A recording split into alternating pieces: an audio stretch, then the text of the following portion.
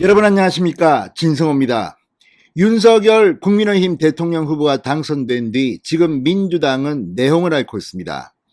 자, 비상대책위원회를 만든다는 데까지는 의결을 했습니다. 그리고 위원장을 윤호중 원내대표로 하기로 의원총회에서 결정했습니다. 그런데 지금 여기에 반대하는 사람들이 움직임이 예사롭지 않습니다. 자, 지금 김두관 의원 같은 사람은 이재명 후보를 비상대책위원장으로 모셔야 한다고 주장하고 있습니다. 그리고 지금 연판장이 돌고 있습니다. 이재명 비대위원장 서명운동입니다. 윤호중 원내대표가 비대위원장에서 사퇴할 때까지 이걸 돌리겠답니다. 지금 민주당 내부는 상당히 복잡합니다. 이재명 비대위원장을 만들었다가 이번 지방선거에서 지면 이재명의 정치 생명은 끝난다고 반대하는 사람도 있습니다. 자, 지금 민주당의 친 이재명, 친 이낙연, 지난 민주당 대통령 후보 경선 과정에서 불거졌던 친문과 친 이재명 간의 갈등이 이제 골마서 터지기 직전입니다. 이런 가운데 이재명 후보와 대립각을 세웠던 이낙연 전 대표, 그렇지만 지난 대선 과정에서는 마지막에 이 이재명 선대위 총괄선대위원장을 맡아서 사실 굉장히 열심히 선거운동을 했던 것으로 기억하는 이낙연 전 대표가 미국으로 간다는 보도가 나왔습니다. 사실 며칠 전에 이낙연 전 대표의 미국행은 보도가 됐는데 이걸 가지고도 안에서 말이 많았습니다. 이거 가짜뉴스다. 이낙연 전 대표를 미국으로 보내버리려고 하느냐. 이거 거짓말이다. 이런 주장이 나왔는데 사실인 모양입니다. 방금 전 연합뉴스가 이낙연 전 대표가 미국에 공부하러 간다는 기사를 올렸습니다. 자, 이낙연은 미국으로 가고 남은 민주당 사람들 이재명 중심으로 똘똘 뭉칠까요? 아니면 지금처럼 윤호중 체제로 비대위원회를 꾸려서 14일부터 가동할까요? 벌써부터 이 비대위원회에 누가 들어갔다는 그런 뉴스가 나오기 시작했습니다. 민주당은 어디로 가는 걸까요? 진성호의 융단 폭격 시작합니다. 더불어민주당을 융단 폭격합니다. 방송에 앞서 아직 진성호 방송에 구독자가 아니신 분은 붉은색 구독 버튼 눌러주십시오. 더 좋은 방송으로 보답하겠습니다. 자, 윤호중 원내대표를 중심으로 한 민주당 비상대책위원회 내일 중으로 인선을 마무리하고 14일 본격적으로 출범할 것으로 보입니다. 그러나 이에 반대하는 목소리도 만만치 않아 지금 민주당의 내용은 쉽사리 진정될 것 같지는 않습니다. 이런 가운데 이 반 이재명의 한 축이 되는 이낙연 전 대표가 미국의 한 대학에 1년 정도 머물며 남북관계나 국제정치에 대한 공부를 하겠다며 미국행을 결심했다는 보도가 나왔습니다. 방금 전 연합뉴스는 민주당 선대위를 총괄했던 이낙연 전 대표가 이 6.1 지방선거 이후 미국행을 추진하는 것으로 알려졌다고 보도했습니다.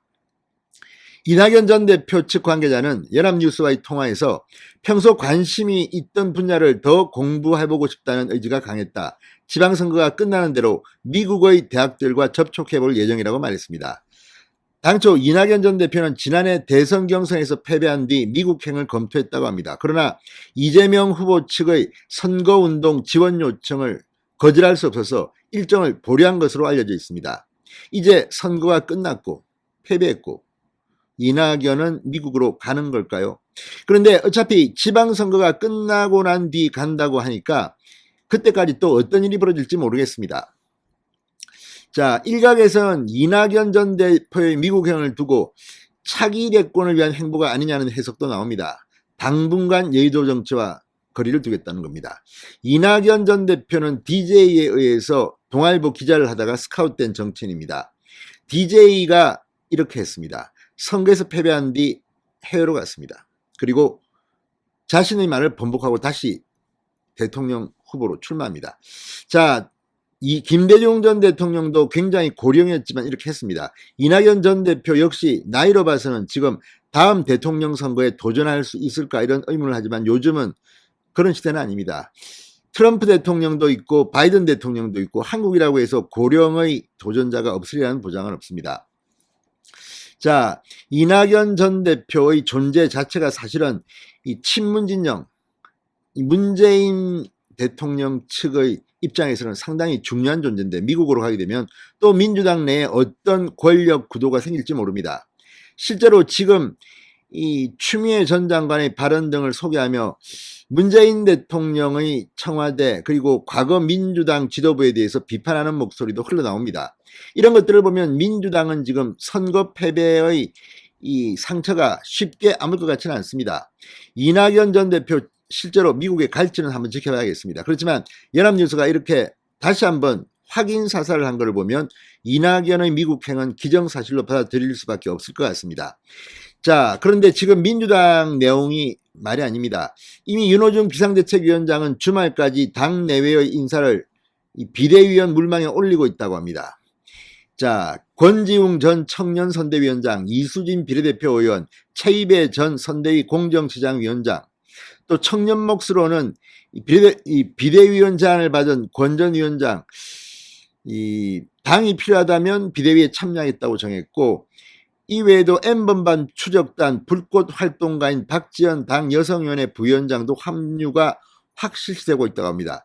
그렇지만 이걸 지켜보는 민주당 내의 반대 목소리도 만만치 않습니다.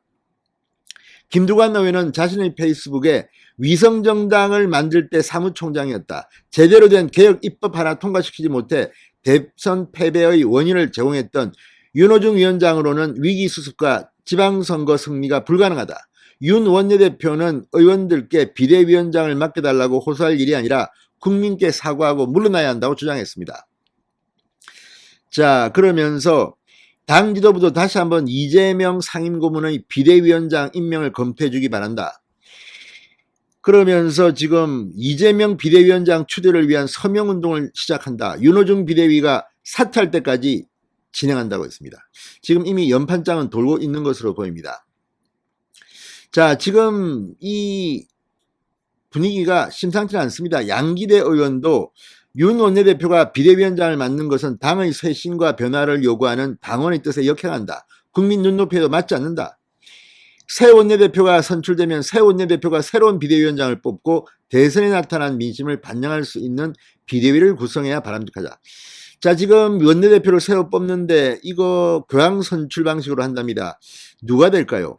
그런데 윤호중 비대위원장은 이해찬 전 대표의 최측근으로 분류됩니다. 따라서 민주당의 오래된 권력 갈등 구조가 지금 폭발하는 것 같습니다. 자, 민주당의 한 재선 의원은 연합 통화에서 이렇게 말했다고 합니다. 2달 앞둔 선거에 이재명 후보를 비대위원장으로 앉혔다가 선거 결과가 잘 안 나오면 어떻게 할 거냐? 그럼 이제 이재명의 정치적 생명은 끝이다. 김두관을 비판했습니다. 지금 민주당 내부가 심상치 않습니다. 당 게시판은 지금 친이낙연, 친이재명 서로 싸움이 붙었습니다. 민주당은 어디로 갈까요? 진성호의 융단 폭격이었습니다. 여러분 감사합니다.